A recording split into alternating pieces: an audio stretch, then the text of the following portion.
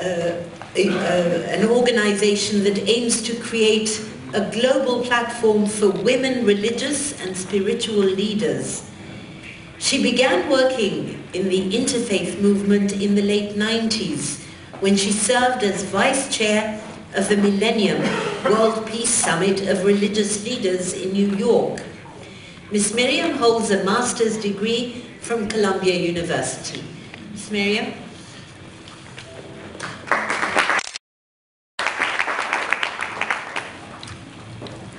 Thank you. Pranam, who have the commitment, knowledge, and vision to make a difference and bring about the needed global transformations. So this gathering is very timely. But I must say, Dr. Ali, you and I are one because my themes are the same as yours. There is only one thing to talk about now, and that is human evolution, the evolution of consciousness. Because we stand at a critical stage. It's becoming clear to many of us that we've arrived at a pivotal moment in the history of the world. There are forces pulling us forward toward the next stage in human evolution, and there are forces resisting this advance, seeking to pull us backward, or at least to keep us from progressing. And this pull, this tension is natural. Thus, in almost every region of the world, we feel this tension between the forward movement and the resistance. Even those of us who feel the forces of advancement, we cannot see clearly where we are going. What is the next stage in our social evolution and the evolution of consciousness? We know that the current systems are not working, but we can't see so easily the new formations that are quietly arising. This inability to put our current situation into a larger context also is creating a certain anxiety. What role can we play as women to ease this tension? I would describe the new mindset that is emerging as one that is based on a sense of unity, as Dr. Ali said, both human unity and unity with the natural world. And I would describe the old mindset as one based on a sense of separateness and division. We see these forces playing out around the world. Globalization and communications technology have brought us together in the physical sense. Now something akin to this is happening on a spiritual level. The Interfaith movement played a role in this, bringing people into a much deeper spiritual exchange. But now we have moved beyond interfaith into a new experience of spiritual unity. I'll speak about this a little later. In response to this new reality, retraction is also occurring. People are retreating into their separateness, into known and comfortable identities. But this retreat can only be temporary because the movement of evolution is a forward one. In addition to the tension between unity and separateness, we are feeling the tension of shifting from a paradigm of domination, which has lasted for millennia and is deeply embedded in our psyche, to one of collaboration and connectedness. The urge to dominate is based on fear, and for a period in human evolution, this fear was a necessity. It was self-preservation.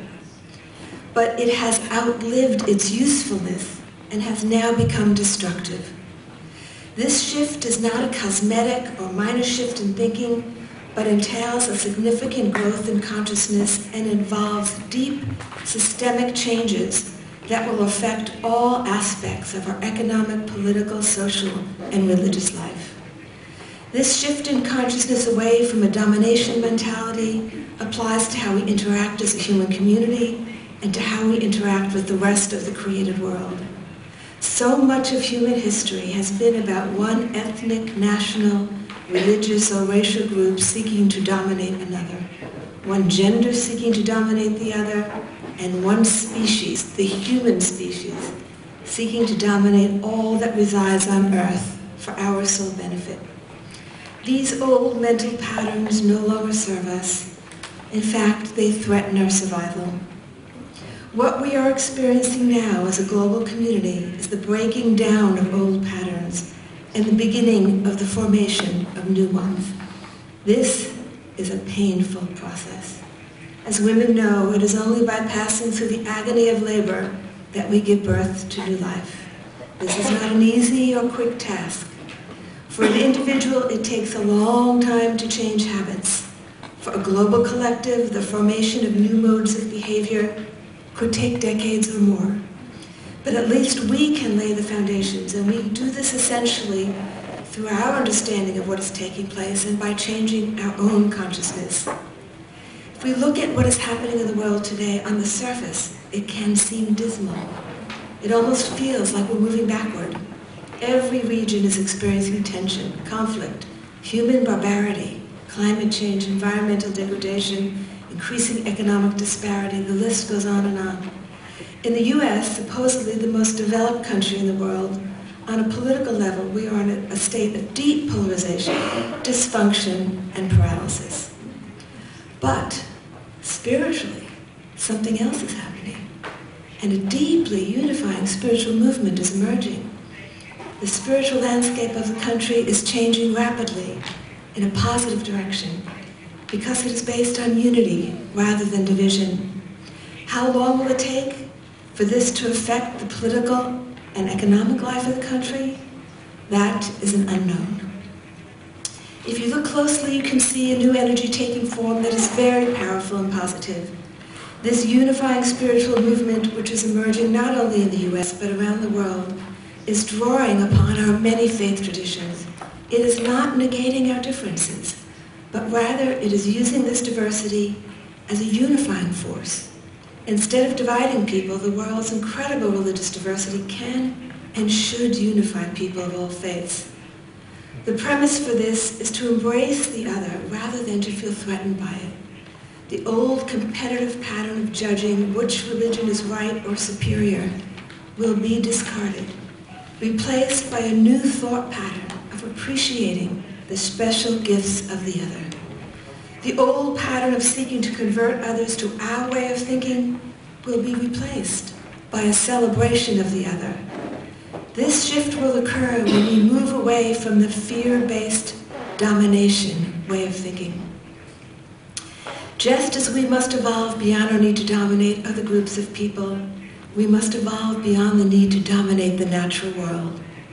This will give rise to a newborn sense of love for the earth and her vast communities of life, and the feeling that we must do all we can to protect Earth's precious life forms.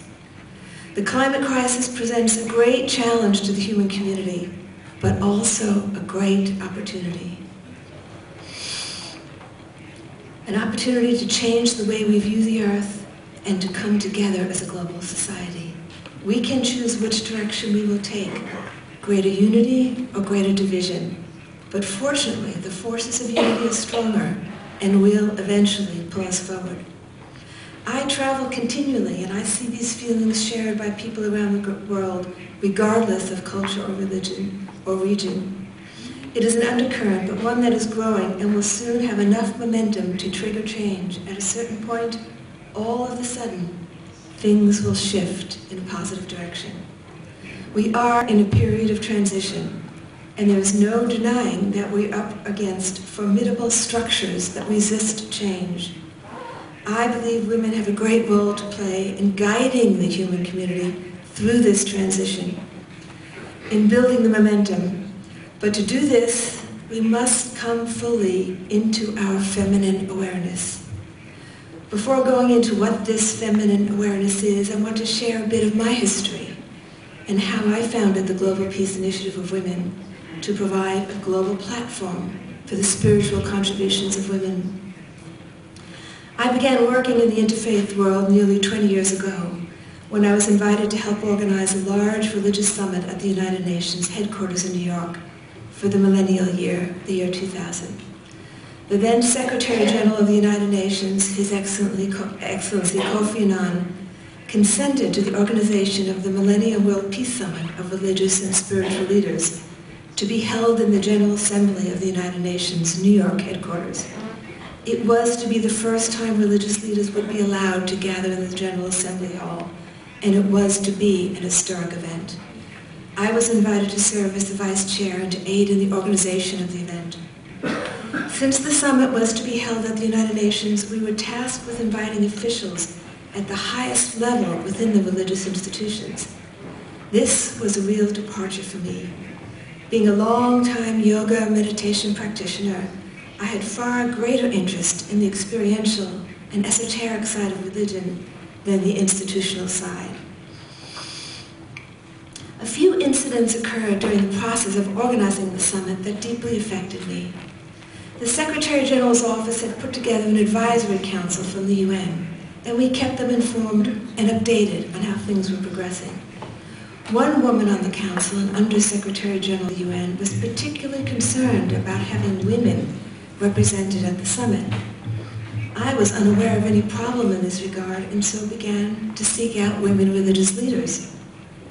I was seated at a dinner in Oxford, England, with a group of religious leaders when I happened to mention to the man seated next to me that we were having trouble finding women religious leaders for the summit at the UN. I was only trying to make dinner conversation, but he reacted strongly to my remark and asked in a rather stern and condescending tone, "Why do you need women religious leaders?" When he saw the surprise on my face, he added, "Take my advice and stay away from that issue, or you might find that nobody will come to your summit." It was 1999. We had difficulty finding women religious leaders, and so we compensated by finding women public figures like Jane Goodall and others. I was not happy with the solution, but I was still in a learning phase. Much of our time during the organization of the summit was involved in dealing with political issues, like the fact that the Dalai Lama could not be invited to the UN because China would object, and the response from some prominent religious leaders who said they wouldn't come if the Dalai Lama wasn't invited. So the gender issue got lost amid the political negotiations. On the opening day, as we were waiting for the religious leaders to enter the General Assembly Hall to begin their prayers, we encountered another gender crisis. A prominent monk was to open the prayers, but he wasn't permitted by his particular order to come into close contact with any woman. And there was a Buddhist nun, the only woman in a delegation of about a dozen Thai Buddhist monks, who was seated near the entrance where he had to enter. I was told she had to be moved, and when I asked why, the response came, "Because she's a woman." A number of people on our staff tried to get her moved, but she didn't understand English and refused to be separated from the monks of her delegation. The clock was ticking. We had to begin, and so I was told that I had to move her. It was a difficult moment for me. But when I went up to her and took her hand, she smiled and followed me. The crisis was solved, but it left a deep imprint in my mind. Later, when the Thai delegation came to greet me, I apologized to her, and we became fast friends. She was one of the co-chairs, with founding co-chairs of the Global Peace Initiative of Women. There were only a few women religious leaders at the summit, and they were not happy. They requested a follow-up summit specifically for women religious leaders. We went back to the Secretary General's office and he agreed, suggesting that we hold it at the Palais des Nations in Geneva. So I began working with the religious communities in Geneva, and the first response that I received was, "We don't want your American feminism here. We don't have women religious leaders." I was again taken aback, because I never thought of this as being a feminist matter. And I began to wonder why this issue was threatening to so many. In order to get around the subject of women religious leaders, the Geneva community suggested we change the title of our event from the Global Peace Initiative of Women Religious and Spiritual Leaders to the Role of Women in the Faith Communities. I refused to give up the idea of women religious leaders, and so began the difficult process of bringing this vision to fruition. But the moment that really left an imprint on me was when one of the religious leaders said to my colleague, my male colleague, in a very dismissive tone, "What can a group of women do?" And that has been my inspiration for years. In 2002, we managed to bring over 500 women leaders, mostly from the religious communities, but also from business and government, from over 75 countries to the Palais des Nations. Whereas there were many political battles and much competitiveness at the 2000 Religious Summit in New York, there were no politics at the Geneva Summit. It was a far greater success in my mind. We had no thought of forming an organization out of this gathering, but we immediately received requests to come to conflict areas and help organize peace dialogues. And so the Global Peace Initiative of Women, Religious and Spiritual Leaders was born. The name was later shortened to the Global Peace Initiative of Women because the name had been a mouthful. We spent our first 5 years organizing dialogues in conflict and post-conflict areas, including Israel and Palestine, Iraq, Sudan, Afghanistan, Cambodia, and between India and Pakistan. The dialogues were initially with women and then young leaders, then both male and female religious leaders, and finally a mix of everyone. What was distinctive about these dialogues is that they were shaped and led by a diverse group of women religious leaders, always balanced between East and West. So we brought Buddhist nuns and women swamis to meet with a group from Sudan and Iraq and other conflict areas. This had a tremendous impact as it opened the participants to the wider world, and they saw the role women can play in other cultures. When the Global Peace Initiative of Women was established in 2002, it was the only global interfaith organization founded and led by women. Soon after, other interfaith groups began to notice and develop special women's programs. But in my mind, they missed the whole point. Separate chapters or programs designed for women would not compensate for the lack of women's participation in the leadership. What we wanted to convey was that women must be empowered to shape and lead the interfaith and religious movements along with men. Without a true partnership, only token change would take place. I cannot count the number of times when I have been invited to speak on an interreligious panel to find myself as the only woman speaker. It is daunting to have to represent my entire gender. Not surprisingly, the absence of women's voices in the religious and interfaith world continues today. Just a few months back, there was a major global interfaith gathering. I was pleased to hear that for the first time they held a pre-conference one-day's women's summit. But at the official opening of the event, during the opening plenary, among the array of men on the stage, I'm told there was not one woman religious leader. I don't allow myself to be discouraged, but after 20 years of trying to make this point. After many years of advocating for a greater role of women in interfaith work, we began to realize that the gender issue was deeply embedded in our religious theologies. And without addressing theology, it would be hard to achieve true gender balance. So we organized a large conference in India in 2008 on the theme of the divine feminine, the female aspect of divinity. Most people would acknowledge that the divine has no gender, and yet in institutional religious life, the divine is always referred to as male, the father, at least among the Abrahamic faiths. Hinduism is an exception. In India, it is far more common to refer to the divine as mother, rather than father. And in fact, this is what drew me to India when I was young. The mother relationship in many ways seems far more intimate and loving. The conference that we organized on the divine feminine was revolutionary in many ways. One of our co-chairs is a prominent Catholic nun from the US who is very committed to women's issues. Years has had a number of run-ins with the Vatican over this. She was speaking at our conference in India, and even for her, it was a stretch to talk about the Divine Mother. She approached me and said, "Dena, I don't know if I can do this. I have a theological problem with it." She was clearly anxious. I replied, "Address the theme as you see fit." Well, it forced her to do some deep reflection, and she spoke beautifully on the mother aspect of the divine. Since that conference, for many years after, she spoke only on the theme of the divine feminine, the mother qualities of the ultimate reality. Now, of course, it's a common subject. There are many books and talks on this theme. People would ask me why it was important to tackle the gender issue theologically. It has to do with deep subconscious feelings about oneself and the universe, feelings of which we may not even be aware. I remember seeing a study some years ago that determined that the one feeling most common among women across the world, regardless of income, education, status in society, etc., is they don't feel their voices are heard. Women don't feel that they have a voice, and this affects one's self-esteem. If our concept of the all-knowing, the all-powerful, the all-beneficent divine is male, then the female is subordinate, of lesser value. But if the divine power has both female and male aspects, there's gender balance, and this can serve as an inspiration and a model for the rest of us. Our inability to see the feminine aspects of the divine has led to great gender imbalance, which affects so much about our world, from our economy to our social, political, and religious structures, and to the way we live in destroying the earth.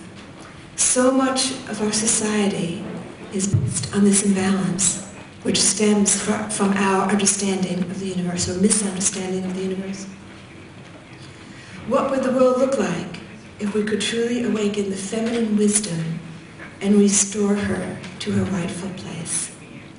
For my generation, the challenge for women was to be able to rise to the top of their professions, to be heads of business, governments, etc., to break the glass ceiling. There was no talk at that time of what type of leadership would be natural for women. There was no talk of the need for a transformation in our institutions. Women were meant to just fit in and follow the mold if they wanted to be successful. I was born into a secular business family. I have two sisters, one older and one younger, and they were both very determined to become successful businesswomen. I was not interested in business. I was more the literary type. But after my divorce, I had to go into the family business to support my sons. I was told, and have been told repeatedly over the years, to cut my hair so I would look more businesslike. I was told to stop wearing flowing skirts and to take up suits. In other words, to succeed in business, I had to fit into the male mold. Obviously, I didn't follow this advice. Many women from my generation had this experience. If you wanted to succeed in business, politics, and even religion, you had to downplay your feminine attributes. This was very unfortunate because the very attributes that can bring about creative change were being dismissed and seen as a disadvantage. So what are the qualities of the feminine? What is feminine wisdom? And how can this help us address the challenges we face? A few months ago, we took a group of spiritual teachers, men and women, to the UN Climate Summit in Paris to speak about spiritual dimensions of the climate crisis. Most of the sessions were about ways to reduce carbon in the atmosphere, how much of a reduction is needed to stay within a certain degree temperature rise, carbon training, etc. We were astounded that there was no mention of the spiritual crisis climate change is fostering. We are causing an untold number of species to go extinct, killing how many millions of trees, destroying the oceans, destroying our soils through chemical inputs. The list goes on. And we take no responsibility for this destruction? We have brought spiritual leaders to most of the UN climate summits to speak about the spiritual dimensions of the issue. And increasingly, it is the women in our group who are sharing dreams where the earth, in a much weakened state, addresses them. According to them, the spirit of the earth is crying out. I have also heard this cry. And it is interesting to me that it is only the women who are hearing this. Why? Women are more connected to life. We have an intuitive knowing of that which gives and supports life. Since the beginning of time, our bodies and minds have been programmed for this. We function from a space where we know the interconnections of life, the vast web, one part supporting every other. That is, if we are tuned in to our feminine wisdom, if we have not repressed that aspect of our being in order to fit into the prevailing mold. And if we are more connected to life, we are more connected to earth and the natural forces, because they are the systems that support life. So more of us are hearing the cry of the earth now, the cry of the rivers and forests, all of which have been so degraded due to a domination mentality, rather than respecting and caring for these living forces of nature, for these living consciousnesses. We have abused them to the point that many of our ecosystems and our life forms are dying. The violence against the earth and the suppression of women come from the same source, from a mindset that rationalizes the right to dominate. To restore the earth, we must restore women. To restore women to our rightful place, we must restore nature to its rightful place. We must honor the natural world for its own intrinsic value rather than its monetary benefit. In the Eastern or Dharma religious traditions, the feminine energy is considered to be the transformative power. This is the energy that brings about change. There is the understanding in the East that the ultimate reality, the divine, has both a masculine and feminine aspect. One might say that the masculine maintains the universe, keeps everything functioning, but the feminine force drives it forward, providing the transformations that bring about new life.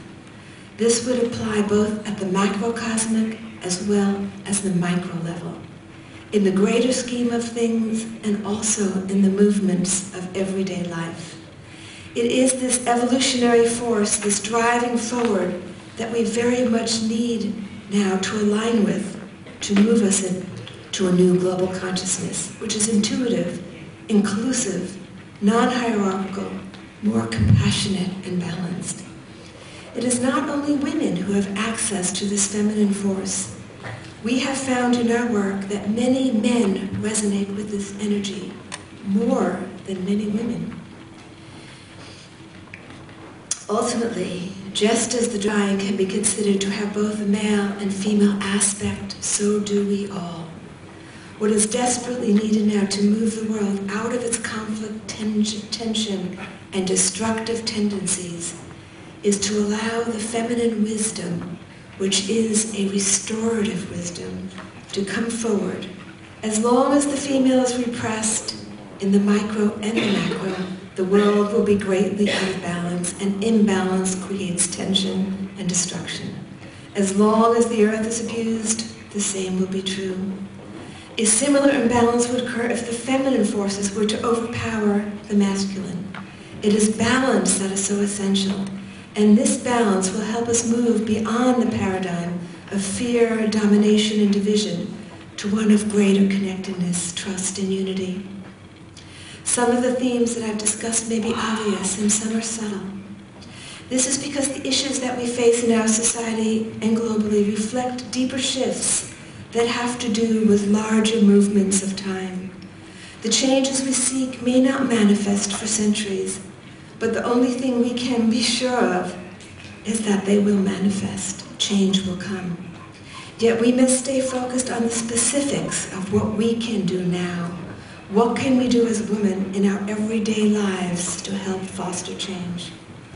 I think the most important task for us now is to connect to our intuitive nature, to begin to question what are the life-supporting actions and positions that we can take that will bring balance to our societies, not further polarization, not anger and distrust, but greater unity. Ultimately, the greatest changes will come about not through any action, but through our changed consciousness. That is where true transformation begins. Can we ourselves outgrow the fear and domination mentality, which can be very subtle, and not see the other, be it the religious, ethnic, or racial other, as in any way inferior? Can we know ourselves to be an intrinsic part of the interconnected whole, not apart from it, but one with it? Can we evoke the feeling of love for the earth and truly see her as a mother? Can we speak to her? Can we hear her response? Can we feel our connection to the plant and animal worlds and know that they have as much right to life as we do? Can we look beyond our limited time frame and know that we are providing the foundation for changes that may be decades, even centuries ahead? Changes that we may never see, but that will benefit our grandchildren and great-grandchildren. Can we believe that we ourselves can overcome the consciousness of division, separation, and domination, so that our grandchildren will know a more peaceful, balanced, inclusive, and compassionate world? This is the belief that inspires my work. I want to end with two stories, one that is here of this land in Egypt and one that is of India. One is the one Dr. Alia talked about of Isis. I went before coming here to the temple, Philae Temple, is it? Philae Temple, and spent some time there in meditation and was deeply moved by the vision I saw. And there's a similar story in India, where I've just come from, for a very sacred holy day in India called Shivaratri. And the story there is Shiva, the supreme yogi, was deep in meditation, apart from the world, enjoying his own bliss. But to be brought into the world, he had to emerge from out of him came his Shakti, the feminine side. And she drew him into the world because his energies were needed. But after their union, there came a moment when he was deeply insulted, and she, to protect his honor, sacrificed herself, and her body burned in her passion. He carried her through the world as her body parts fell on the earth, and he went and collected her body parts and established Shakti pits, centers of restorative energy, of healing there. And then he withdrew again, deep into his own bliss and enjoyment. But his energy was needed for the world, to help the world in its evolution. And so she had to be reborn as Pukti. And she had to spend thousands of years doing very difficult meditations in order to bring him back into the world. And she succeeded in restoring Shiva to his place in the world. Both of these stories are stories of the restorative power of the feminine energy. Both of the stories are the stories of love, the love between these two aspects of the divine, of the masculine and feminine. It is time to reunite again. Instead of one dominating the other, one ignoring the other, repressing the other, what will help save our planet and our species is if these two aspects of ourself, of our divinity, of our world can come together. The story of Isis, the story of Parvati, is a story of restoration and a story of love. It is a story that each one of us in our own lives is called to fulfill. Thank you.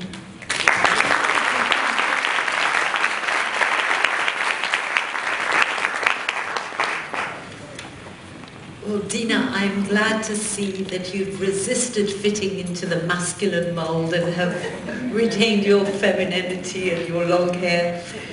Very inspirational and thought-provoking speeches today, all asking us to do away with hatred, to break the barriers, and to embrace diversity, come together as one, and that women are at the heart of all transformation and evolution. We'll have our coffee break now for about 20 minutes, and then we'll be back in this hall to hear from two more distinguished panelists today. So you have about 20 to 25 minutes from now. Thank you.